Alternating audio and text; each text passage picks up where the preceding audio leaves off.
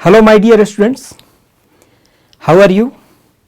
I hope you are doing fine. You are preparing for your exam. Your exam is very near now. आप चाहे gate की तैयारी कर रहे हैं या इंजीनियरिंग सर्विसेज की तैयारी कर रहे हैं, मैं आपके लिए ये सेशन लेकर आया हूँ जिसमें हम डिस्कस करेंगे कि हम कैसे गेट और ईएस की तैयारी एक बहुत ही इफ़ेक्टिव ढंग से कर सकते हैं और उसमें जो हम गलतियां कर रहे हैं वो गलतियां ना हों और मोस्ट इफ़ेक्टिव वे में किस तरह से हम आगे बढ़ सकते हैं ताकि आपको सक्सेस मिले, आपको नेक्स्ट एग्ज़ाम में ही सफलता मिल जाए। तो इसके लिए कैसे हमें इस एग्ज़ाम की तैयारी करनी चाहिए और किन किन बातों का ध्यान रखना चाहिए। मेरा नाम है मिथिलेश कुमार सिंह। स्टूडेंट्स मुझे MK सिंह के नाम से जानते हैं। 1997 में मैंने इंजीनियरिंग सर्विसेज एग्जामिनेशन कंप्लीट करा था। इवन उसके पहले भी मैं as a junior engineer CPWD में कार्यरत था। I got voluntary retirement in 2017 from the post of superintending engineer from CPWD and just now I am teaching in IES MEDIG। इस वीडियो में हम डिस्कस करेंगे कि कैसे हमें इंजीनियरिंग सर्विसेज 2024 या गेट 2024 के लिए कैसे तैयारी करनी चाहिए। आप सभी जानते हो इन दोनों एग्ज़ाम का डेट, ES प्रीलिम्स का डेट 18 फरवरी 2024 है और गेट का 3 फरवरी से 11 फरवरी के बीच में कंडक्ट किया जा रहा है। फॉर डिफरेंट स्ट्रीम्स अलग अलग डेट्स हैं। सो time left for this exam is nearly 50 to 60 days. So here we can divide this period in two parts. Number one, 40 days for preparation and revision, and final 8 to 15 days जो हमारे पास बचेगा उसको हम final revision करेंगे for all topics. आपका stream चाहे जो भी हो, सिविल इंजीनियरिंग हो, इलेक्ट्रिकल हो या कोई भी स्ट्रीम हो, आप इस वीडियो को देखिए और आप इससे फ़ायदा उठा सकते हैं। तो हम किस तरह से तैयारी करें, तो हमारा सबसे पहला काम क्या होना चाहिए। हमारा पहला काम ये आइडेंटिफाई करना है किसी भी एग्जाम के लिए कि हमारी वीकनेस क्या है और हमारे स्ट्रॉन्ग पॉइंट्स क्या हैं। जैसे सबसे पहले तो आप ये देख लीजिए कि आपने कौन कौन से सब्जेक्ट कंप्लीट कर लिए हैं और कौन कौन से सब्जेक्ट आपके रिमेनिंग है, इसकी एक पूरी लिस्ट बना लीजिए। Important areas of focus as per your strong and weak points, ये आपको अपने आप ही लिस्ट बनानी पड़ेगी। स्ट्रॉन्ग सब्जेक्ट्स आपके कौन कौन से हैं जिसमें आपको थोड़ा कम टाइम देने से भी काम चल जाए, और वीक सब्जेक्ट कौन से हैं जिनमें आपको ज़्यादा से ज़्यादा अटेंशन देने की ज़रूरत है, ज़्यादा से ज़्यादा टाइम लगाने की ज़रूरत है। इसकी पूरी एक लिस्ट आपको बनानी है। हाँ, आप मोर स्कोरिंग जो सब्जेक्ट्स हैं उनके ऊपर हमें थोड़ा ज़्यादा ध्यान देके चलना है। आप प्रीवियस ईयर के जो गेट और ES के पैटर्न हैं उनको आप समझिए और उसमें ये देख लीजिए कि कौन से सब्जेक्ट से ज़्यादा क्वेश्चंस आते हैं। ऑब्वियसली उन पे हमें थोड़ा सा ज़्यादा फोकस करना है, लेकिन किसी भी सब्जेक्ट को छोड़ना नहीं है। सारे सब्जेक्ट इंपॉर्टेंट हैं। एक भी क्वेश्चन अगर एक्सपेक्टेड है तो हम उस एरिया को जरूर पढ़ेंगे, क्योंकि हमारा जो टारगेट है वो केवल ये नहीं है कि हम गेट कंप्लीट कर लें या इंजीनियरिंग सर्विसेज कंप्लीट कर लें। हमारा टारगेट उसमें बेस्ट स्कोर भी लाना है ताकि आपको अच्छे से अच्छा डिपार्टमेंट मिल सके और अच्छे से अच्छा आपको रैंक मिल सके। तो देखिए, सबसे पहले आप पढ़ाई कर रहे हैं तो उसके साथ साथ आपको अपने हेल्थ को भी मेंटेन करना जरूरी है। तभी एक साउंड माइंड से हम पढ़ाई कर सकते हैं और पूरे दिन एनर्जेटिक रह के पढ़ाई कर सकते हैं। तो सबसे पहले जो दिन की शुरुआत आपकी होनी चाहिए वो होनी चाहिए एक अच्छे रूटीन के साथ। जैसे अगर आप सुबह 6 बजे उठ जाते हैं मान लो, तो 6 से 7 आप मॉर्निंग वॉक के लिए टाइम रखिए। मॉर्निंग वॉक जरूर करें, कम से कम 30 मिनट। उसके बाद आप अपने हिसाब से मेडिटेशन या प्राणायाम कुछ करिए 15-20 मिनट। इससे आपको जो एनर्जी मिलेगी वो आपको पूरे दिन के लिए काम आएगी और उससे आप पूरे दिन एनर्जेटिक रह के पढ़ाई कर सकते हैं। Keep your self healthy and fit for your exam. जितना आप फिट रहेंगे उतना साउंड माइंड से, उतना परफेक्ट माइंड से, उतना कंसंट्रेशन के साथ आप पढ़ाई कर सकते हैं और आपका स्कोर, हाई स्कोर करने का चांसेज उतना ही बढ़ जाएगा। ईट हेल्दी फूड, फ्रूट्स खाइए, सलाद खाइए, ग्रीन वेजिटेबल खाइए। ऐसा मत खाइए कुछ जिससे कि आपका तबीयत खराब हो जाए। Drink more water regularly. पूरे पानी की एक बोतल रखिए अपने साथ। कंटिन्यूसली हर 1 घंटे पे थोड़ा थोड़ा पानी पीते रहें, अपने आप को एनर्जेटिक रखेंगे। तो ये आपका सबसे पहला काम है, हेल्थ को मेंटेन रखना। Second is the key to success is discipline in your study. एक प्रॉपर रूटीन बनाएंगे, उस रूटीन को फॉलो करेंगे। अगर हम फॉलो नहीं करें रूटीन, अगर हम पढ़ाई नहीं करें और दिन भर अगर हम यही सोचते रहें कि मुझे करना क्या है, मैं फेल हो जाऊंगा, मैं तो पढ़ ही नहीं पा रहा हूं, मुझे तो याद ही नहीं हो रहा है। देखिए, इन सारी चीज़ों से आपको पहले तो छुटकारा पाना है। डर हमें क्या करता है, और अंधेरे की ओर लेके चला जाता है। जितना आप एग्जाम से डरते रहेंगे उतना ही आप उससे दूर भागेंगे, और जितना आप उसको एक प्लान तरीके से करके पढ़ाई करेंगे तो आपको एग्जाम के प्रति आपका डर धीरे धीरे खत्म होता चला जाएगा। Follow a perfect routine for daily activity, और एकदम मन में बना लीजिए कि जो हमने रूटीन बनाया है उसको स्ट्रिक्टली फॉलो करेंगे, एकदम dot time to time follow करेंगे, कुछ भी छोड़ना नहीं है। Set fix time for each activities in your routine. Time management is key to success. आपके पास पता है बहुत टाइम है। इवन मैंने जब इंजीनियरिंग सर्विसेज की तैयारी करी थी, 2 से 3 महीने में पूरे इंजीनियरिंग सर्विसेज का सिलेबस मैं कंप्लीट कर लेता था एक बार। और जितनी बार आप उस सिलेबस को कंप्लीट करते जाएंगे और ज़्यादा क्वेश्चन करते जाएंगे, उतना आपका लेवल धीरे धीरे रेज होता जाएगा। तो टाइम मैनेजमेंट जो है ना, वो की है एक सक्सेस का, जो मोस्ट इंपॉर्टेंट है, time management and following that routine. Avoid movies, cricket match, outing with friends. कम से कम एग्जाम तक के लिए आप इन सारी चीज़ों को छोड़ दीजिए, एकदम भूल जाइए कि मुझे दोस्तों के साथ गॉसिप करना है। जितने बैड हैबिट्स हैं, इवन व्हाट्सएप, फेसबुक, इन सब से भी छुटकारा पा लो। एक बार आपका एग्जाम क्रैक हो जाएगा, पूरी जिंदगी आप जितनी चाहो मूवी देख सकते हो। आपके पास टाइम ही टाइम है। इवन ऑफिस के बाद भी हमारे पास बहुत टाइम होता है एंजॉय करने के लिए, जो भी चाहे आप कर सकते हैं। लेकिन जो आपका पढ़ाई का पीरियड है, उस पीरियड में आप बिल्कुल भूल जाइए, बिल्कुल सब कुछ भूल जाइए, सब कुछ छोड़ दीजिए, एकदम अपने आप को स्टडी में कंसंट्रेट कर देना है। तो देखिए, ये मैंने आपके लिए एक सैंपल रूटीन बनाया है। आप चाहें तो इसमें थोड़ा बहुत चेंज कर सकते हैं। अदरवाइज जैसे मैंने 6 बजे सुबह से 6 से 7 का टाइम मॉर्निंग वॉक और एक्सरसाइज के लिए रख लिया। मान लो हम 6 बजे उठ जाते हैं, सबसे पहले थोड़ा हाथ मुंह धो करके फ्रेश होकर के मॉर्निंग वॉक के लिए निकल जाइए थोड़ी देर के लिए। आप 20 मिनट भी अगर दौड़ लगा लेते हैं या वॉक कर लेते हैं तो उससे काफ़ी एनर्जी आपको मिल जाएगी। थोड़ा एक्सरसाइज करिए अपने बॉडी को फिट रखने के लिए, और प्राणायाम जरूर करिए। प्राणायाम करने से हमारा बॉडी अंदर से बहुत ज़्यादा एनर्जाइज हो जाता है। 1 घंटा और रख लीजिए बात, टॉयलेट जाने के लिए, बात करने के लिए और ब्रेकफास्ट करने के लिए। तो 8 बजे तक आप बिल्कुल रेडी हो जाएंगे कि अपने आप को एक फिट, तरोताज़ा, एकदम फाइन पढ़ने के लिए तैयार। तो उसके बाद आपका शुरू होता है स्टडी, जिसमें 8 से 1 का पहला आप टाइमिंग रखिए। 5 घंटे का आपको कंटिन्यूअस स्टडी पीरियड मिलेगा। ये 1 घंटा बीच में आप लंच कर सकते हैं, लंच तो करना ही है। उसके बाद सेकेंड जो आपका पीरियड है 4 घंटे का, सेकेंड शेड्यूल हमारा रहेगा 2 से 6 बजे तक। इसके बाद आधे घंटे का आप टी ब्रेक ले लीजिए, थोड़ा बाहर घूम के आ सकते हैं आधे घंटे, लेकिन आधे घंटे से ज़्यादा नहीं। आधे घंटे में आपको वापस आ जाना है, दोबारा बैठ जाना है, क्योंकि ये जो टाइम है थर्ड, ये भी बहुत इंपॉर्टेंट टाइम है, 6:30 to 9:30। इसको हम यूज करेंगे। कैसे यूज करेंगे वो मैं आपको आगे के सेशंस में बताता हूं। आधे घंटे में डिनर कर लीजिए और लास्ट 1 घंटा 10 से 11 बजे तक रिवीजन के लिए रखेंगे। पूरे दिन पढ़ने के बाद 1 घंटा हम मेमोरी से रिवीजन करेंगे। इवन आप बिस्तर पे सो करके भी ये रिवीजन कर सकते हैं। मेमोरी से अपने सामने एक डिजिटल बोर्ड खोल करके उस पर हम फार्मूले लिखते जाएंगे, अपनी मेमोरी से लिखते जाएंगे। तो ये बहुत ही फास्ट रिवीजन होता है और ये रोज करना है। रोज 1 घंटा हमें रिवीजन का टाइम रखना है लास्ट में। ठीक है, रिवीजन इसमें भी होगा, इसमें हम डिटेल्ड स्टडी करेंगे। ये जो हमारा स्टडी पीरियड है 8 से 1 और 2 से 6, ये आपका 5 + 4 9 आवर का ये डिटेल्ड स्टडी पीरियड है। इस 3 घंटे को हम कैसे यूज करेंगे वो भी हम आपको बताते हैं। तो बीच में आपको एक प्रॉपर ब्रेक भी मिल रहा है, 1 घंटे का लंच टाइम, 30 मिनट का टी टाइम और 30 मिनट का डिनर टाइम। डिनर टाइम बहुत ज़्यादा रखने का कोई ज़रूरत नहीं है। और इसके बाद आप 11 से 6 आराम से सो सकते हैं। तो ये एक परफेक्ट रूटीन है। आप इसमें थोड़ा बहुत माइनर चेंज करके अपने हिसाब से रूटीन बना सकते हैं। ओके, आगे चलते हैं। Now plan your study.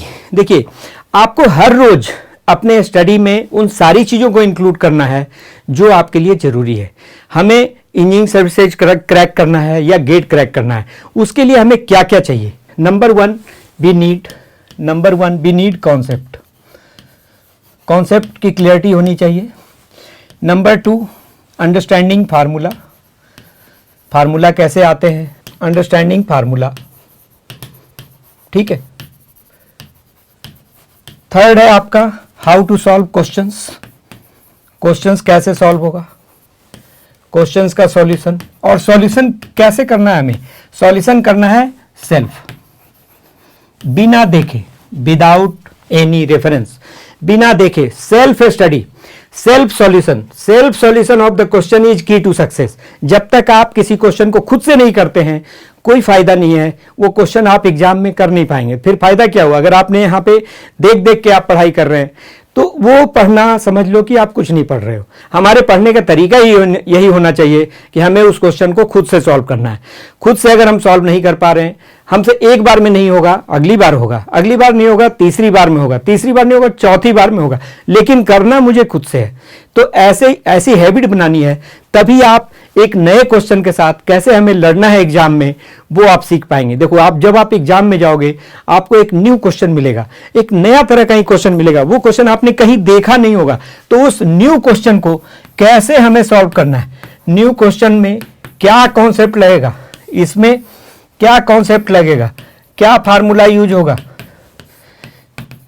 ठीक है, और किस स्ट्रैटेजी से हम इसको सॉल्व करेंगे, ठीक है। तो ये तीन चीजें ये आप तभी डेवलप कर सकते हैं जब आप पढ़ने में, जब आप पढ़ाई कर रहे हैं, जब आप क्वेश्चंस को सॉल्व कर रहे हैं, उसमें आप सेल्फ सॉल्यूशन कर रहे हैं।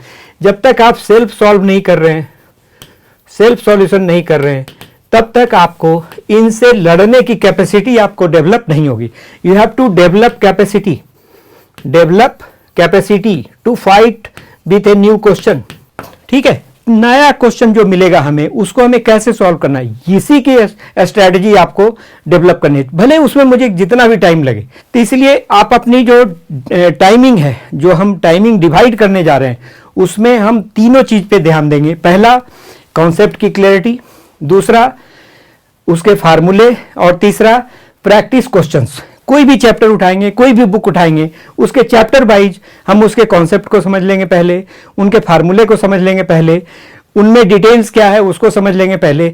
आप उनके लंबे क्वेश्चंस भी कर सकते हैं, क्योंकि देखो, एक ऑब्जेक्टिव क्वेश्चन, एक लंबे क्वेश्चन से हम 50 ऑब्जेक्टिव क्वेश्चन बना सकते हैं। क्वेश्चन कहां से पूछा जाएगा आपको नहीं पता है, क्वेश्चन किस एरिया से पूछा जाएगा आपको नहीं पता है। इसलिए केवल ऑब्जेक्टिव क्वेश्चन अगर आप पढ़ रहे हो तो आप गलती कर रहे हो।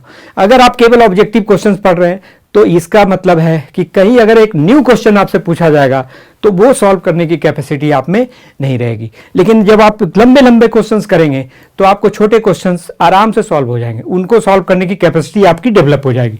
और अगर आप ईएस के लिए तैयार कर रहे हैं तो वो लंबे क्वेश्चंस के सॉल्यूशन आपको मेंस में भी काम आने वाले हैं।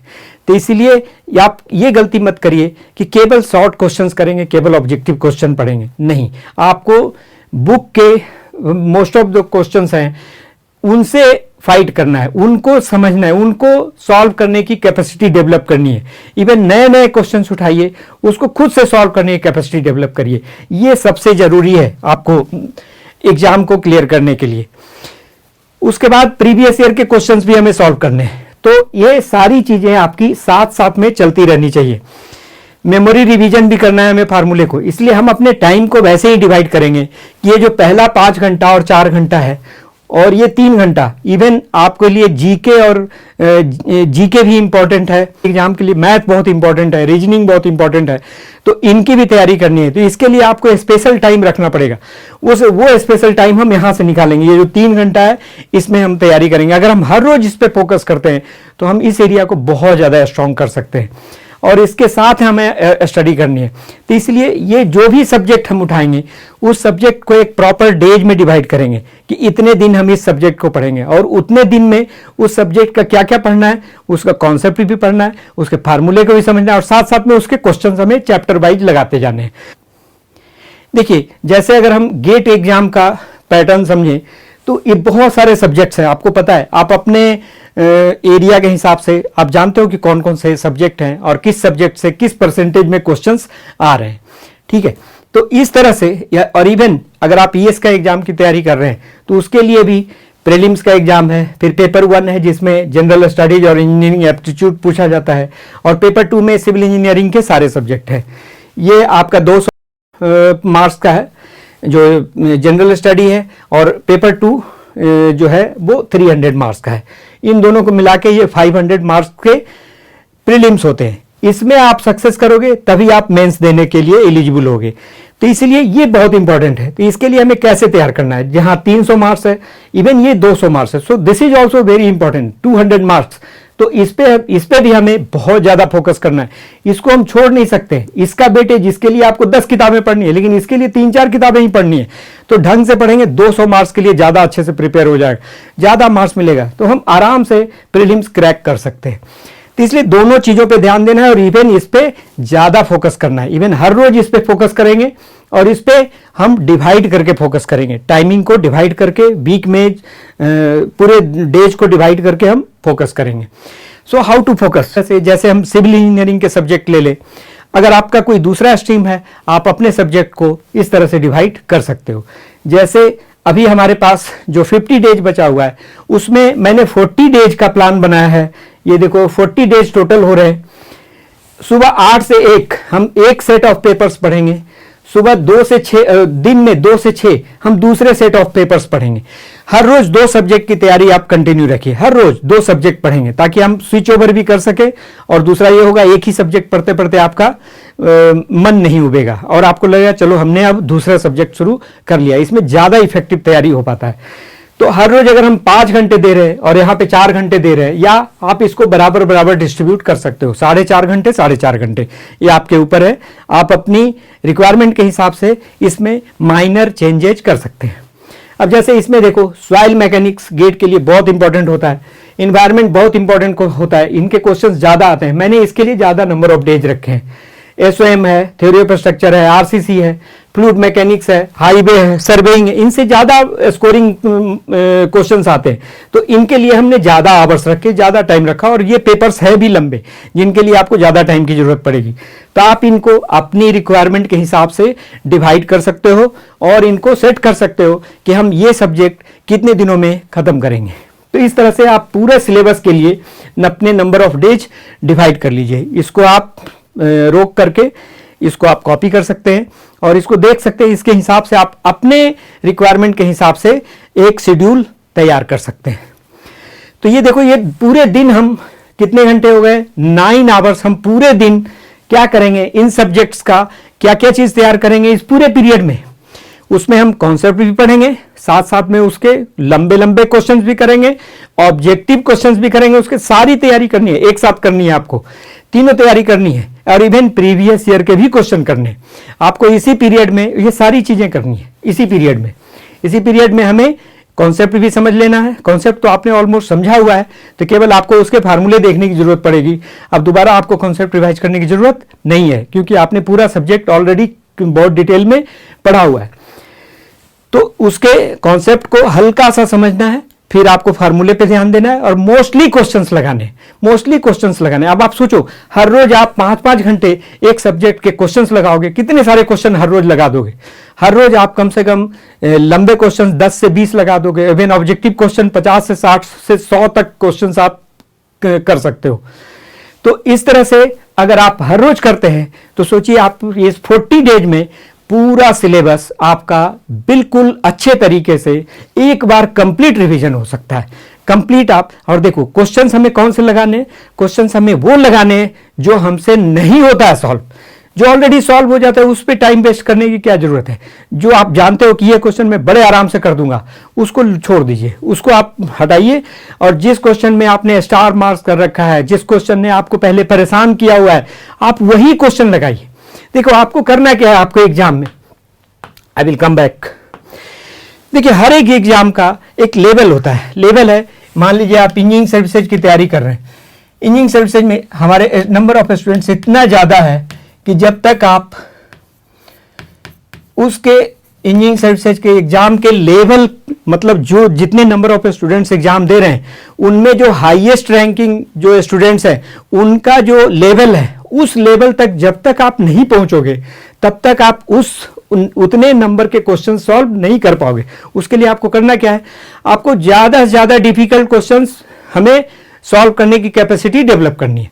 तो मान लीजिए आपका लेवल यहाँ पे अभी आपका लेवल है, you are here, you are a student, you are at level 1, ठीक है। अब आप लेवल 1 पे हैं तो आप तैयारी करेंगे और आपको कहाँ जाना है, आपको यहाँ से यहाँ जाना है। ये आपका एक्सट्रीम लेवल है जहाँ पे आपका एग्जाम क्रैक हो जाता है, तो इस लेवल तक जाना है। अब इसमें इस जर्नी में आपको जो टाइम लग जाए, किसी को ये 1 साल में ही ये हो जाता है, किसी को 2 साल लगता है। इवन मुझे इंजीनियरिंग सर्विसेज क्रैक करने में 3 साल लग गए थे। 1994 का एग्जाम मैंने दिया था, कुछ नहीं हुआ। 95 का एग्जाम दिया, कुछ नहीं हुआ, बहुत ही कम मार्क्स आए। 96 का एग्जाम दिया, थोड़ा लेवल और बढ़ा, पूरा सिलेबस एक बार और रिवाइज हुआ और ज़्यादा से ज़्यादा डिफिकल्ट क्वेश्चंस हमने सॉल्व करे और ज़्यादा से ज़्यादा डिफिकल्ट क्वेश्चन को सॉल्व करने की कैपेसिटी गेन करी, तो लेवल और राइज हो गया। अब जैसे मैं अपना ही एग्जाम्पल अगर आपको बताऊं, 1994 तो समझ लो ऐसे ही मैंने एग्जाम दिया था। अगर मैं 1995 से शुरू कर लूँ, 95 में मेरा लेवल यहाँ पे है, 96 में मेरा लेवल यहाँ पे आया, ठीक है, फिर भी नहीं हुआ, फेल्ड, रिजल्ट फेल्ड, कोई बात नहीं, रिजल्ट फेल्ड। तो इसलिए अगर आप फेल हो रहे हैं, अगर आप मान लीजिए किसी 1 साल फेल हो गए, उससे घबराना नहीं है। उससे क्या हुआ, हमें रिजल्ट नहीं मिला, इसका मतलब हमारी जर्नी कंटिन्यूड है, हमारी जर्नी खत्म नहीं हुई, ये हमारा मंजिल है। तो मंजिल जब तक मिल नहीं जाता है तब तक हमारी जर्नी कंटिन्यूड है, तब तक हमारी जर्नी खत्म नहीं हुई है। इसलिए हमें छोड़ना नहीं है, चाहे 1 साल लगे, 2 साल लगे, 3 साल लगे, आप 2 अटेम्प्ट में भी कर सकते हो, 3 अटेम्प्ट में भी कर सकते हो। जैसे मैंने 1997 में मेरा लेवल जब यहाँ पे पहुँच गया, 1997 में मैंने नॉट ओनली मेंस निकाला, इवन इंटरव्यू फेस किया and I got 27th rank in exam. जबकि इसके पहले एक बार भी मेरा इंटरव्यू के लिए भी सिलेक्शन नहीं होता था, not selected even for interview, not selected even for interview. तो क्या करा मैंने अपनी पढ़ाई जारी रखी, मैंने कंटिन्यूटी रखा और ज्यादा से ज्यादा जो डिफिकल्ट क्वेश्चंस हैं उनको नेक्स्ट ईयर में सॉल्व करने लगा, कैपेसिटी खुद डेवलप करी।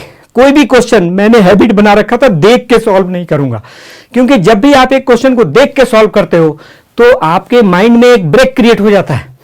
तो जब भी आप उस क्वेश्चन को दोबारा एग्जाम में सॉल्व करोगे, आपका माइंड वहीं पे जाके रुकेगा, बोलेगा अब मुझे किताब दिखाओ तब सॉल्व करूंगा, और वहां पे तो किताब होगा नहीं, तो करोगे कैसे सॉल्व। तो इसलिए माइंड में वो ब्रेकेज जो है उसको हमें, उसके वायरिंग को ठीक करना है। उसकी वायरिंग ठीक हो जाएगी, माइंड एकदम से उस थ्योरी को पकड़ लेगा, उस कॉन्सेप्ट को पकड़ लेगा, और हम उस कॉन्सेप्ट को कभी नहीं भूलते हैं। जो आप एक बार खुद से सॉल्व कर लोगे क्वेश्चन, उस क्वेश्चन को आप दोबारा जिंदगी में नहीं भूल सकते। आप उस क्वेश्चन को जब जरूरत पड़ेगी तो कर सकते हो आप। इसीलिए एकदम इस कॉन्सेप्ट को आप पकड़ लो कि जब तक हम इस क्वेश्चन को खुद से नहीं करेंगे तब तक हम इसको छोड़ेंगे नहीं।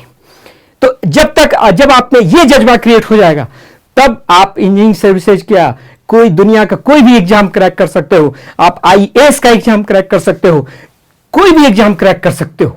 अपने आप को कम मत समझो। आपके अंदर जो एनर्जी है वो एनर्जी एकदम एक्सट्रीम लेवल की एनर्जी है। हमें बस उस एनर्जी को पहचानना है कि कैसे हम इसको सॉल्व कर सकते हैं, और इस एनर्जी को अगर आपने पहचान लिया, कोई आपको रोक नहीं सकता है। बस आपकी जर्नी उस लेवल पे जाके खत्म होगी जब हमें सक्सेस मिलेगा। आपको जो चाहिए, जो रैंक चाहिए वो मिलेगी आपको। मान लो किसी साल सिलेक्शन हुआ, रैंक कम आ गया, आप समझ लो अभी जर्नी कंटिन्यूड है। हम अगले साल फिर से सॉल्व करेंगे, हम अगले साल फिर से अपियर होंगे और इसको टॉप रैंक ला के दिखाएंगे। आप चाहे तो रैंक 1 लेके आ सकते हो। हमें फार्मूले को याद रखना है, हमें वो एबिलिटी डेवलप करनी है जिससे कि हम एक नया क्वेश्चन जब हमको मिलेगा तो हम उसको कैसे सॉल्व कर सकते हैं। बस यही है सक्सेस का फार्मूला, जिसको अगर आपने पकड़ लिया तो आपको सफल होने से कोई नहीं रोक सकता। मेरे दोस्त, ये जान लो, आप में जो एनर्जी है, भगवान ने सबके अंदर एक ही चीजें बना के भेजी है। ये मशीन अंदर सबकी एक है। आइंस्टीन के पास भी वही दिमाग था जो हमारे पास है। बस हमने उसको एक्टिवेट नहीं किया हुआ है। किसी का एक्टिवेटेड कम है, किसी का एक्टिवेटेड ज्यादा है, तो वो उसको हमें कैसे एक्टिवेट करना है, कैसे हम उसके अपने दिमाग के उस लेवल को एक्टिवेट कर सकते हैं। और ये सेल्फ प्रैक्टिस से ही आ सकता है, हमें देख देख करके हम नहीं सीख सकते। देख करके क्वेश्चन सॉल्व करा तो क्या करा, जब तक खुद से नहीं करा वो क्वेश्चन आपका नहीं है, आप उसको सॉल्व नहीं कर सकते एग्जाम में। और अगर आपने खुद से एक बार सॉल्व कर लिया तो वो एग्जाम में कभी भी आए, इवन 2 साल बाद भी आएगा तो हम उसको सॉल्व कर देंगे। वापस आ जाते हैं इस पे। आई होप आप इसको समझ गए कि हमें इस रूटीन को फॉलो करना है। और देखिए ये जो शाम का समय है 6:30 to 9:30, इसको हमें general study, reasoning, math, previous year questions, even test series आप देना चाहते हैं उस समय इस टाइम को यूज कर सकते हैं। या टेस्ट सीरीज, टेस्ट आप जरूर दीजिए, इवन आप हफ्ते में 1 बार 2 बार टेस्ट दीजिए, कि कोई भी टाइम निकाल करके दीजिए। उस टाइम को हम कहीं और एडजस्ट कर लेंगे, क्योंकि टेस्ट करना अपने नॉलेज को बहुत जरूरी है।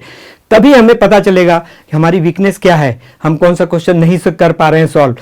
जो क्वेश्चन नहीं कर पा रहे वो हमारे लिए अपॉर्चुनिटी है उसको सीखने का, उसको रगड़ने का। वो क्वेश्चन तो फिर आप ऐसा हो जाना चाहिए, जो क्वेश्चन एक बार आपसे नहीं बना, कि वो क्वेश्चन पूरी जिंदगी में कभी भी हमसे पूछा जाएगा तो हम उसको कहीं भी सॉल्व कर देंगे।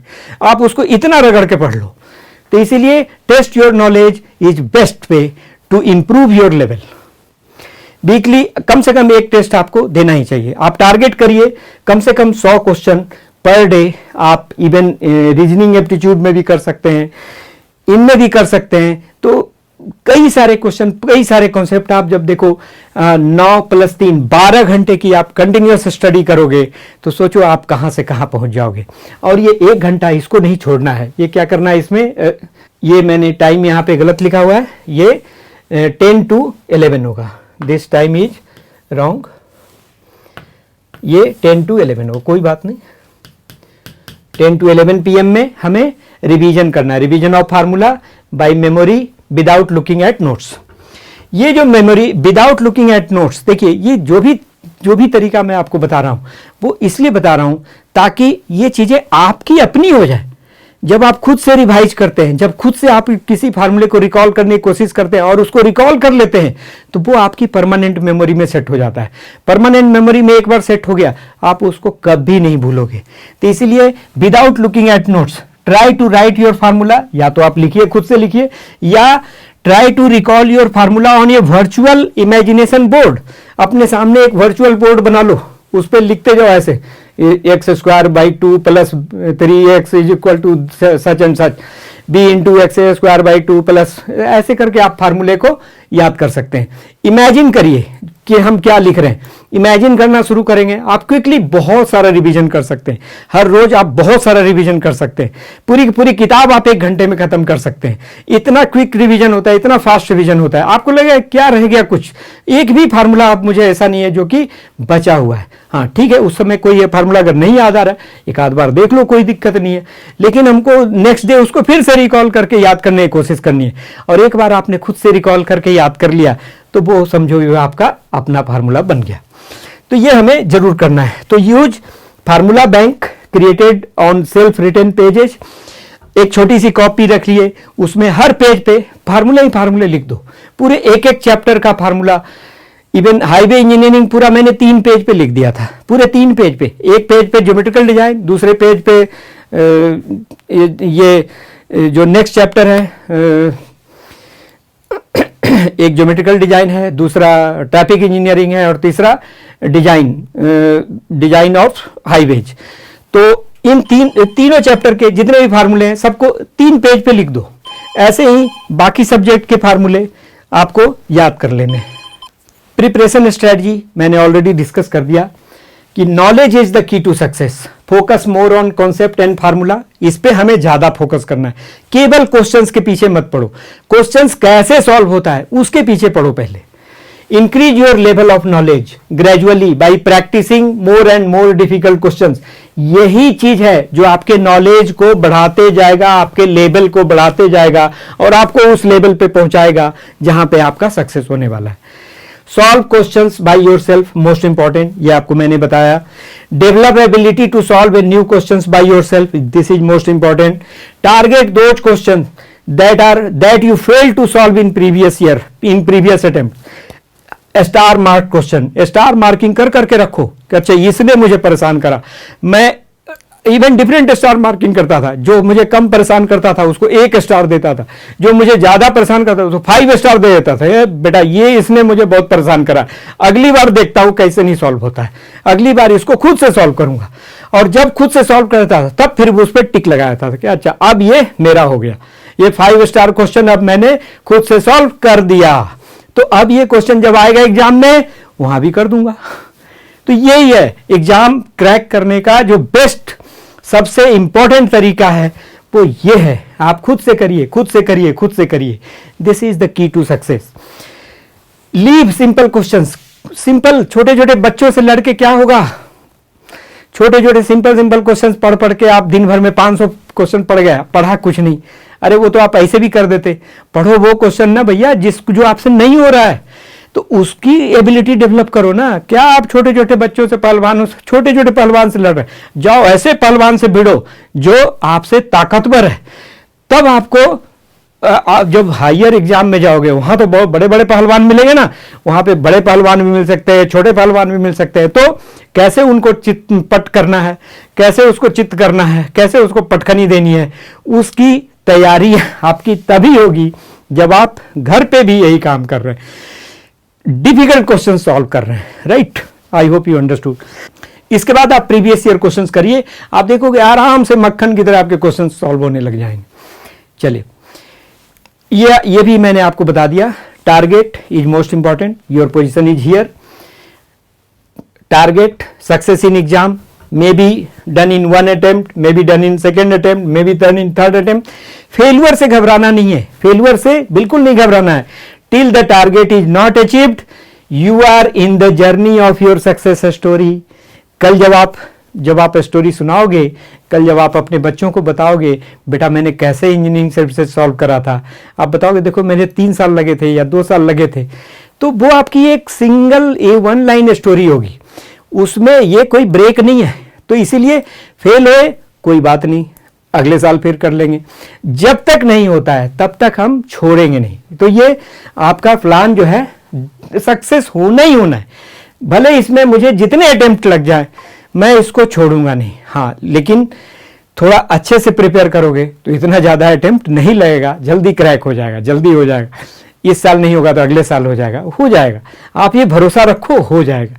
और इसलिए इस भरोसे के साथ जब आप तैयारी करते हो और एक सही डायरेक्शन में तैयारी करते हो, बेटा देखो मुझे ये 3 साल क्यों लग गए, क्योंकि पहले जो 2 साल थे ना वो मैंने ऐसे ही गंवाए, क्योंकि मुझे भी नहीं पता था कि कैसे तैयारी करनी है, किस तरह से कौन से डायरेक्शन में पढ़ना है। मुझे भी दोस्तों ने बताया बेटा तू यहाँ गलती कर रहा है, देखो तू ऑब्जेक्टिव की तैयारी नहीं कर रहा है, तू लाइन टू लाइन स्टडी नहीं कर रहा है, बुक्स की तैयारी नहीं कर रहा है, कैसे होगा। तो जब 97 में मेरा हुआ, कैसे हो गया 97 में, क्योंकि उस साल मैंने हर एक चीज पे फोकस करा, हर जो अपनी डिफिशियंसीज थी उन पे काम करा, मुझे जो सब्जेक्ट्स नहीं आते थे उन पे फोकस करा, जो सब्जेक्ट नहीं आते थे उनको पहले पढ़ा। जीके इंग्लिश बिल्कुल नहीं आता था, सारी एनसीईआरटी की किताबें पढ़ गया। बेटा नहीं आता तो पढ़ना ही पड़ेगा, नहीं आता है तो उस पर फोकस करना ही पड़ेगा। आप सोचोगे कि चलो किसी तरह निकाल लेंगे, नहीं, ऐसे नहीं हो सकता है। जो एरिया आपका कमजोर है उस पर काम करो, उस पर काम नहीं करोगे तो सक्सेस मुश्किल है। इसलिए सबसे पहला आपको जॉब मैंने बताया था, आइडेंटिफाई योर वीकनेस। वीकनेस को पकड़ लेंगे तो वीकनेस आपका वीकनेस नहीं रहेगा, तो हम एग्जाम को आराम से सॉल्व कर लेंगे। ऐसे नहीं कि 97 में एकदम से कोई जादू हो गया, जादू नहीं हुआ। उसके लिए हमने काम करा, उसके लिए हमने वर्क करा, उसके लिए हमने अपने आप को तैयार करा कि कैसे हम अपने लेवल को धीरे धीरे उस लेवल तक पहुंचाएं। मैं एक डिप्लोमा होल्डर, डिप्लोमा करा था मैंने सबसे पहले, उसके बाद AMI करा। बहुत सारी किताबें घर पे बैठ के पढ़ी हैं, घर पे बैठ के पढ़ के भी बिना किसी कोचिंग के। वैसे आपको तो आजकल इतनी अच्छी अच्छी कोचिंग्स भी मिल जाती है, वहां पे इतने अच्छे से आपको पढ़ाया जाता है, हम लोग आपको एक एक चीज पढ़ा देते हैं। तो अब तो तैयारी करना और ज्यादा आसान है, आपको सारी स्ट्रेटजी भी समझा देते हैं, तो तैयारी करना और ज्यादा आसान है। आपकी वीकनेस, आपके स्ट्रॉन्ग पॉइंट सब हम लोग सही कर रहे हैं। तो इसके बाद भी अगर नहीं हो रहा है तो आपको अपने आप को एनालाइज करना पड़ेगा कि क्यों नहीं हो रहा। तो इसलिए आप समझ गए, छोड़ना नहीं है तब तक जब तक कि हमें सक्सेस नहीं मिल जाता है। भले ही 2024 में मिल जाए, नहीं मिला तो कोई बात नहीं, हम 2025 की तैयारी कर लेंगे। I am ready for that. इसलिए फेल्यूर से घबराना नहीं है बेटा, और फिर आपको डर नहीं लगेगा। ये मैं आपको 2025 इसलिए लिख के दे रहा हूं कि डरना नहीं है। क्या हो जाएगा, फेल हो जाएगा तो हो जाएगा, कोई बात नहीं। I am ready for next year. उस साल भी नहीं हुआ तो उसके नेक्स्ट ईयर के लिए भी रेडी है। तो इसलिए फेल्यूर से जब घबराना नहीं होगा तो हमारा डर खत्म हो जाएगा। डर खत्म हो जाएगा, हम एग्जाम के लिए एकदम रिलैक्स रहेंगे। हम एग्जाम देंगे आराम से, प्यार से जाके, बेटा जो होना है हो, क्या कर लेगा। इंटरव्यू में जाएंगे ऐसे बोल्ड होके जाएंगे, बेटा क्या होगा तुम सेलेक्ट नहीं करोगे तो मेरी दुनिया थोड़ी खत्म हो जाएगी। यहाँ नहीं सिलेक्शन होगा तो कहीं और हो जाएगा, मैं यूपीएससी नहीं निकलेगा, स्टेट में निकाल लूंगा, वहां भी सेम पोस्ट मिलेगा मुझे, तो कहीं ना कहीं तो निकल जाएगा। अगर मैंने एक बार अच्छे से तैयारी कर ली, मैंने अपने आप का लेवल इंक्रीज कर लिया, कहीं ना कहीं तो मुझे सिलेक्शन मिलेगा ही मिलेगा। छूटना नहीं है, तो अपने आप को तैयार करना है बस। उसके लिए जिस दिन आपने अपने आप को उस लेवल के लिए तैयार कर लिया, आप कहीं ना कहीं बैठे होगे ऐसी जगह जो आपका बिल्कुल फेवरेट जगह होगा, पसंदीदा जगह होगा। कुछ और पॉइंट्स डिस्कस कर लेता हूं तो फिर इस सेशन को खत्म करेंगे। Focus on goal, maximum marks, maximum rank आपका टारगेट है। Not only just clear the exam, all subjects are important. You don't know which question you can solve in exam. Even 1 marks question from any subject you can solve, that is more important for you. हमें ऐसी ability develop करनी है कि चाहे जो भी subject हो उसके सारे के सारे question, most of the question हम सॉल्व कर पाए। हाँ, बहुत डिफिकल्ट होगा तो वो हमारे लिए भी होगा, बाकियों के लिए भी होगा। ये तो कंपटीशन है, तो कंपटीशन में आपको तो बाकियों से अच्छा करना है, रैंक अच्छा लाने के लिए, बस सीधी सी बात है। तो इसलिए आपको वो लेवल अचीव करना है कि अगर कोई क्वेश्चन आपसे सॉल्व नहीं हुआ तो बी श्योर कि वो बाकियों से भी सॉल्व नहीं हुआ होगा, क्योंकि उसका डिफिकल्टी लेवल इतना हाई है कि वो क्वेश्चन हो सकता है कि किसी ने पढ़ा ही नहीं है। तो हमें उस लेवल को अचीव करना है कि हम बाकियों से पीछे नहीं रहें, हम बाकियों से आगे लाइन में खड़ा रहेंगे। So focus on all subject and improve your weak areas. More focus on subjects that are asked more in exam. इस पे तो करना ही करना है। जो सब्जेक्ट ज्यादा क्वेश्चन पूछा जाता है उस पर थोड़ा ज्यादा फोकस कर लेंगे। But don't leave others topics. ये नहीं कि ये छोड़ के पढ़ेंगे, कि इसको नहीं पढ़ेंगे, सिलेक्टिव। कई सारे स्टूडेंट आते हैं, पूछते हैं सर आरसीसी में कौन सा टॉपिक पढ़ूं। अरे बेटा सारे पढ़ो, कौन सा टॉपिक छोड़ना है? छोड़ना कुछ भी नहीं है। आप जो छोड़ोगे पता चला उसी से क्वेश्चन आ गया तो क्या करोगे? इसीलिए सारे पढ़ने, सारे पढ़ के जाने। फिर ईएस में तो सारे इंपॉर्टेंट है, कुछ भी छोड़ना नहीं है, कोई भी टॉपिक नहीं छोड़ना है, ठीक है। General mistakes, sleeping in day time, बिल्कुल नहीं सोना भाई दिन में सोए तो गए काम से, क्योंकि पूरा दिन आपका जो है वो निकल जाएगा, टाइम आपका बर्बाद हो जाएगा। आप एक जो रूटीन फॉलो कर रहे हो उसको जरूर फॉलो करिए। Too much discussion with friend, बहुत ज्यादा डिस्कस करने की भी जरूरत नहीं है। बहुत ज्यादा हम दोस्तों के साथ ही व्हाट्सएप कर रहे हैं, डिस्कस कर रहे हैं, इसका भी कोई फायदा नहीं है। Focus on your topic. कोई क्वेश्चन नहीं बन रहा है बहुत ज्यादा, अपने टीचर को व्हाट्सएप कर लो, किसी दोस्त को व्हाट्सएप कर दो जो जानता है, वो रिप्लाई करता है तो ठीक है। बहुत ज्यादा इनमें टाइम वेस्ट नहीं करना है। Too much social networking, WhatsApp, Facebook बहुत ज्यादा अवॉइड करिए। Too much depending on others avoid करिए। खुद पे भरोसा रखो, खुद से करने चीजों को। फियर और एग्जाम निकाल दो एकदम से दिमाग से, कोई डरना नहीं है। नहीं होगा, मान के चल रहे हैं नहीं होगा, कोई बात नहीं। क्यों? हम उस जर्नी पे हैं, कोई दिक्कत नहीं है। इस साल नहीं होगा, अगले साल होगा, हम और ज्यादा लेवल अपना इंप्रूव कर लेंगे, हो ही जाएगा, कोई दिक्कत ही नहीं है। इसीलिए डरना नहीं है, डर खत्म। ये जब आपका खत्म हो जाएगा, रिलैक्स्ड एग्जाम दोगे आप। सिकनेस, ये तो आपके कंट्रोल में नहीं है, फिर भी अगर आप अपनी बॉडी को ठीक रखते हो, समय पे खाना खाते हो। अब मेरा एक दोस्त था, उसने बिल्कुल पूरे साल बहुत अच्छी तैयारी करी और ठीक एग्जाम के दिन ही बीमार हो गया। अब ये तो उसका लक है, लेकिन बीमार होने का भी कुछ और रीजन भी हो सकता है, कि हो सकता है बहुत स्ट्रेस ले लिया उसने, या हो सकता है कि एग्जाम का डर उसके अंदर आ गया, या हो सकता है कि वो खाने पीने में उस समय उसने गड़बड़ कर दी, कुछ गलत खा लिया। तो सिकनेस आपके कंट्रोल में नहीं है, लेकिन हमारी बॉडी तो हमारे कंट्रोल में है। हम उसकी रूटीन को तो कंट्रोल कर सकते हैं, हम अपने खाने पीने को तो कंट्रोल कर सकते हैं। इसलिए ऐसा कुछ नहीं करना है कि हम एग्जाम के टाइम में ही बीमार हो जाएं या तैयारी के टाइम में ही बीमार हो जाएं। तो इस पे थोड़ा सा ध्यान रखिएगा। Not following routine time of study, इसमें तो फिर अगर आपने रूटीन फॉलो नहीं करा फिर तो कोई होप नहीं है भैया, एकदम मान लीजिए। Avoid time killing activities, cooking, gossiping, खाना वाना तो बिल्कुल नहीं बनाना है, भले ही सड़े हुए आलू की सब्जियां खाएं, लेकिन हम खाएंगे वही, ताकि वो मुझे इमीडिएट मिले और घर पे मिले। ये हम बाहर जाके भी खाना नहीं खाएंगे, टिफिन घर पे देके जाए, बस 20 मिनट लगाना है खाने में, अगले 10 मिनट में I am ready for the study. समझ गए? 1 आध साल 2 साल यही कर लो, कोई दिक्कत नहीं है। सड़े हुए आलू की सब्जियां हमने भी खाई हैं, बहुत सब्जियां खाई हैं। पटना में डेरा लेके रहता था, गंगा नदी के किनारे टिफिन दे के जाते थे और उस टिफिन में सड़ी हुई आलू की खूब सब्जियां होती थी, तो हम लोग खाते थे आराम से, कोई बात नहीं। क्योंकि उसी भले ही घर बिल्कुल पास में ही था, लेकिन घर पे जाके खाने फिर तो आप वही एंजॉय करते रह जाओगे। हमें वो सड़ी हुई आलू की सब्जियों को भी एंजॉय कर लेना है। हाँ, उससे हेल्थ खराब नहीं हो, इतना सड़ा हुआ नहीं होना चाहिए कि हेल्थ खराब हो जाए। तो लेकिन मतलब टेस्टी नहीं हो तो भी एंजॉय करो, उसी को एंजॉय करो, कुकिंग नहीं करनी है। देखो, अब मैं उन 2 तरह के स्टूडेंट्स के बारे में बात करना चाहता हूं। नंबर 1, जिनका अभी सिलेबस भी कंप्लीट नहीं हुआ है, वो क्या करें? तो भाई देखो, सबसे पहले आपको अपना सिलेबस तो कंप्लीट करना ही करना है। आप ये समझ लीजिए, आप अपनी जर्नी के बहुत इनिशियल स्टेज में हैं। जब आपने अपना सिलेबस भी कंप्लीट नहीं करा, हाउ यू कैन एक्सपेक्ट कि आपको एग्जाम में अच्छा स्कोर मिलेगा? तो सबसे पहला जॉब तो आपका यही है कि आप जितनी जल्दी हो सके अपना सिलेबस खत्म करिए, तभी आप रिवीजन के बारे में सोच सकते हैं। कि कुछ भी छोड़ना नहीं है, ऐसे नहीं कि 4 सब्जेक्ट छूटा हुआ है अब उनको छोड़ देते हैं, बाकी की तैयारी करेंगे। अरे फिर कैसे होगा भाई? इसलिए पहले तो अपना आप सिलेबस कंप्लीट करो। समझ लो कि ठीक है, इस साल नहीं होगा, अगले साल देंगे, कोई बात नहीं, अगले साल और रिवीजन करके देंगे, लेकिन सिलेबस जरूर कंप्लीट करिए। इसलिए अगर आपकी कोई क्लासेज बची हुई हैं उनको भी कंप्लीट करिए। आपका सिलेबस का कोई पार्ट बचा हुआ है, अगर आप सेल्फ स्टडी कर रहे हैं, उनको कंप्लीट करिए। So have confidence, you have much time left. बहुत टाइम है भैया, 1-2 महीने बहुत होता है किसी भी चीज को रिवाइज करने के लिए, कंप्लीट करने के लिए। Complete your syllabus, that will give you more confidence. Divide your time for completing the left syllabus, जो बचा हुआ पार्ट है उसके लिए टाइम निकाल लो। जो टाइम बचे उसको रिवीजन के लिए निकाल लो। So remaining time for revision of already completed topics वो आप निकाल लीजिए, थोड़ा सा मैनेज कर लीजिए। फोकस ऑन 1 और 2 subjects only at a time. जैसे मैंने आपको बताया, हर रोज हमें 2 सब्जेक्ट लेके चलने हैं, फर्स्ट हाफ में एक, सेकंड हाफ में दूसरा। तो इस तरह से आपकी तैयारी बड़े अच्छे ढंग से चलती रहेगी। Practice previous year questions and test series. Daily revision of formula तो करना ही करना है हमें 1 घंटा। And appear in test series as much possible, जितना आप कर सकते हो करिए। तो आपकी भी तैयारी वैसे ही चलेगी, केवल लेकिन जो सब्जेक्ट पूरे नहीं हुए हैं उनको आपको पहले कंप्लीट करना है।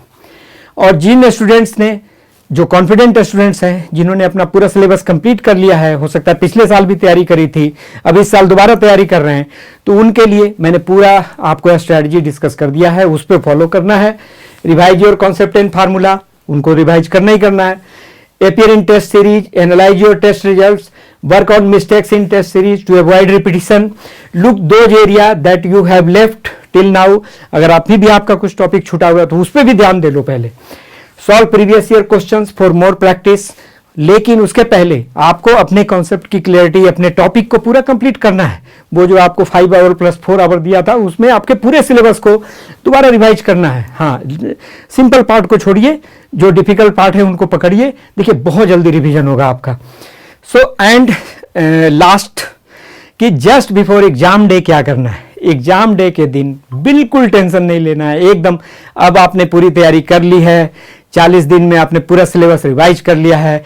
भरोसा रखिए, अगर आपने खुद से चीज़ों को पढ़ा है, खुद से आपने अगर क्वेश्चन सॉल्व किए हैं, तो उसको आप कर लेंगे एग्जाम में। जब आपको एग्जाम में जरूरत पड़ेगी वो सारी चीज़ें दिमाग में आ जाएंगी, बिल्कुल भरोसा रखो। लास्ट मिनट में एकदम हैपेजार्डस से स्टडी करने की जरूरत नहीं है, लास्ट डे स्टडी करने की जरूरत नहीं है। उस दिन अपने आप को बिल्कुल रिलैक्स छोड़ दो। आप उस दिन मूवी देखने जाओ। इवन मैं आपको बताऊं, मैं सही बिल्कुल मैं गॉसिप नहीं कर रहा हूं, मैं जितने भी एग्जाम देने जाता था, वो एग्जाम के 1 दिन पहले मैं आराम से मूवी देखने जाता था। इवन यूपीपीएससी का एग्जाम देने गया था इलाहाबाद, उस दिन मैंने बॉर्डर पिक्चर देखी थी उसके 1 दिन पहले। इवन इंजीनियरिंग सर्विसेज के एग्जाम के 1 दिन पहले भी मैं रिलैक्स रहता था एकदम। पूरे साल नहीं देखा मूवी, लेकिन उसके 1 दिन पहले पिक्चर जरूर देखो। पूरे साल क्यों नहीं देखना? पूरे साल को क्यों, मुझे तैयारी करनी है। लेकिन 1 दिन पहले क्यों देखना है? क्योंकि उस दिन उनको रिलैक्स होना है।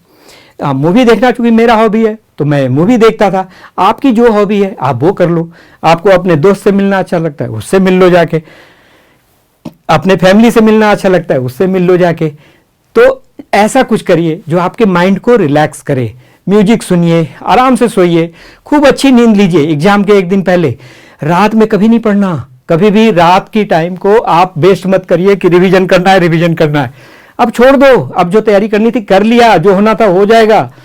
अब आज अगर आपने स्ट्रेस लिया तो कल जरूर एक पेपर खराब होगा, लेकिन अगर आपने स्ट्रेस नहीं लिया, अपने आप को रिलैक्स रखा, तो नेक्स्ट डे के बैटल के लिए आप पूरा रेडी रहेंगे।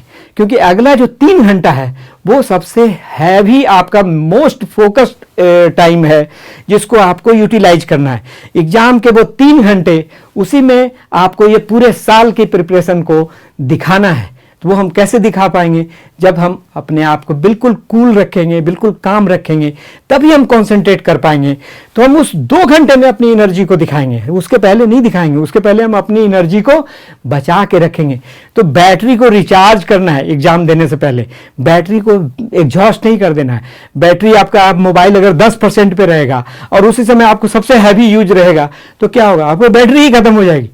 लेकिन अगर वो आपका बैटरी बिल्कुल 100% पे रहेगा तो वो काफी देर चलेगा और अच्छे से चलेगा। इसलिए एग्जाम के पहले आपको अपनी बैटरी को फुल रिचार्ज करके रखना है, और तभी आप एग्जाम बहुत अच्छे तरीके से दे पाओगे। इसलिए बेटा कभी मत टेंशन लेना, एकदम रिलैक्स्ड होके जाओ, आराम से जाओ। जब आप एग्जाम दे रहे हो, कोई भी क्वेश्चन पढ़ रहे हो, एक बार में पढ़िए, बिल्कुल एक बार में वो समझ आएगा। दोबारा रीड करने की भी जरूरत नहीं पड़ेगी। कंसंट्रेशन लेवल इस लेवल का होना चाहिए और बिल्कुल दिमाग क्लिक करेगा। बेटा ये वाला फार्मूला लगेगा, इस फार्मूले में ये वैल्यू फटाफट पुट करो, वैल्यूज को लिखते जाइए कोने में क्वेश्चन के साथ। ये आर इतना है, डी इतना है, ये इतना है, ये इतना है, और फार्मूला लिखिए, सीधा फार्मूले में वैल्यू पुट करिए, आपको आंसर मिलेगा। तो इससे कंसंट्रेशन बहुत जरूरी है। हाँ, जो क्वेश्चन आपको नहीं आता है, don't waste time on that. आधा क्वेश्चन पढ़ा, पता है नहीं सॉल्व होगा, तो काहे को टाइम वेस्ट करना है उसका आधा और कंप्लीट करके क्वेश्चन को छोड़ो, उस क्वेश्चन को अगले क्वेश्चन पे जाओ। और मार्किंग साथ साथ करते जाना। जितने भी हम क्वेश्चन सॉल्व करेंगे उसकी मार्किंग साथ साथ में करेंगे। बहुत सारे स्टूडेंट ये गलती करते हैं कि मार्किंग के लिए लास्ट में टाइम रखते हैं, तो फिर आपको 15 मिनट एक्स्ट्रा टाइम आपका वेस्ट होगा उसकी मार्किंग करने में। और कई बार मार्किंग उल्टी पुल्टी भी हो जाती है।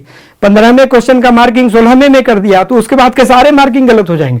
इसलिए ये गलती मत करना। जैसे मैं आप क्वेश्चन सॉल्व कर रहे हो, क्वेश्चन सॉल्व किया, अगला 2 सेकंड के अंदर उसकी मार्किंग कर दी, तो आपका टाइम वेस्ट नहीं होगा। ये एक बहुत इंपॉर्टेंट पॉइंट है जिसको आप फॉलो करिएगा एग्जाम में। सो ये मैंने आपको बता दिया। Stop preparation before 1 day of exam, enjoy your day before exam with your choice of activity. Go for watching a movie or enjoy with family or friends. Don't take tension of exam. Tension नहीं लेना, बिल्कुल मजे से exam देना है। Exam देना आप समझ लो ये सबसे फेवरेट काम है, मतलब उसमें एंजॉय करेंगे। जब वहां पे वो 2 घंटे बैठते हैं ना, 2 घंटे 3 घंटे जो भी एग्जाम का टाइम है, बिल्कुल भूल जाते हैं अपने आप को। ऐसा कंसंट्रेशन लेवल, मतलब समझ लीजिए आप ध्यान में चले गए, आप उस ध्यान के कंसंट्रेशन के उस लेवल में चले गए जहां पे बिल्कुल ऐसा समाधि की अवस्था हो जाए ऐसी। तब जो एग्जाम होगा, तब जो आपका रिजल्ट आएगा, आप देखना, मजा आ जाएगा आपको रिजल्ट देख के। Keep faith on your preparation you done in last 2 months time और इन लास्ट 1 ईयर टाइम। जो भी आपने पढ़ा है उस पर भरोसा रखिए, आपको याद आएंगे सारे फार्मूले, भूलेंगे नहीं। Go to exam hall with fresh mind to give maximum output. I hope आपको ये सारी चीज़ें समझ आ गई। तो इसके साथ ही मैं ये वीडियो ख़त्म करता हूँ। Best of luck for your exam, और मैं आशा करता हूँ आप बहुत अच्छा करने वाले हो। फॉलो करिए इन स्ट्रेटजीज को। Thank you.